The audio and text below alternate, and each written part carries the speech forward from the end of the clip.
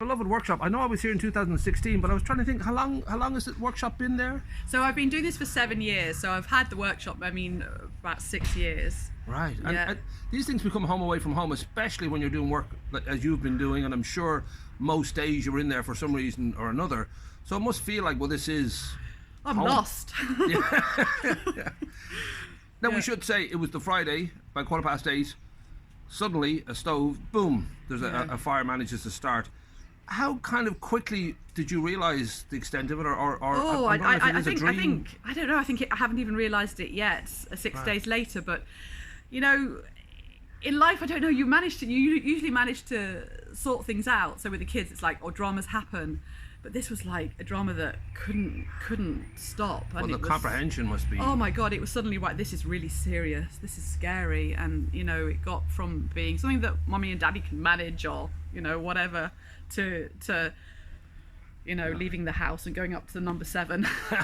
Well, I must say I came down not sure what to expect, and I know that the workshop itself is sort of, you know, basically in ashes, but I'm glad to say, you know, your home, your garden, everything is sort of where it was. So yes. I mean, I didn't know what to expect, so at least there's that sense that, okay, the workshop will have to be rebuilt and rebuilt better, but you still have everything else around that matters, really, the big things, like the big things like the boys and the dogs and the other half.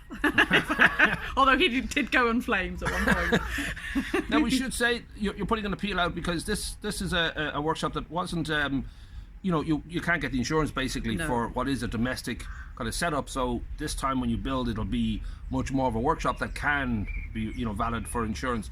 So the hope is that people, and I know people are very, very kind of concerned because a lot of people would know your work and would know you. Yeah.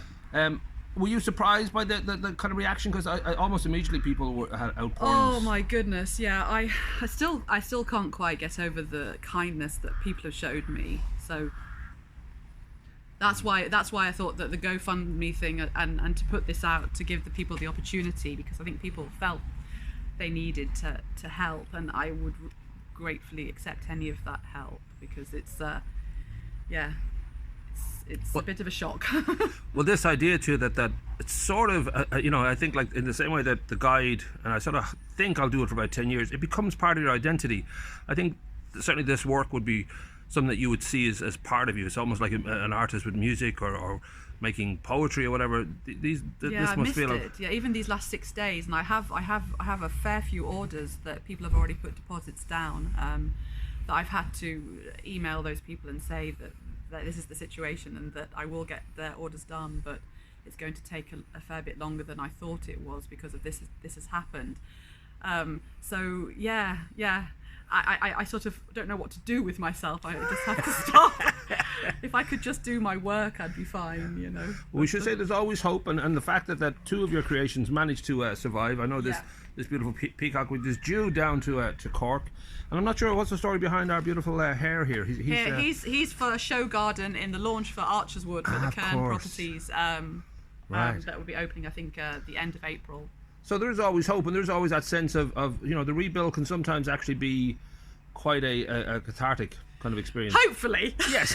Doesn't feel cathartic at the moment. Right. But that bigger, better, stronger feeling comes in sometimes, that you know that from our falls and our kind of like our you know, things that are basically challenges, once we get over them, there's a kind of a sense of being stronger, I hope. Yes, I've been reciting the Rudyard Kipling poem in my head, which was if you can bear to watch the things you gave your life to broken and stoop and build them up with worn-out tools, that's basically where I am at the moment. Boom! Well, we have the link now for as I said, for the GoFundMe, and obviously we'll check back with you, and I would hope within a few months it'll be a very different picture for you, that the life that you had before will be back to you, and the work is so beautiful. I think people would be, you know, not able to kind of quite live without it. So I would think we're on a good sort of standing with people. Oh, thanks, Paul. Rock and roll.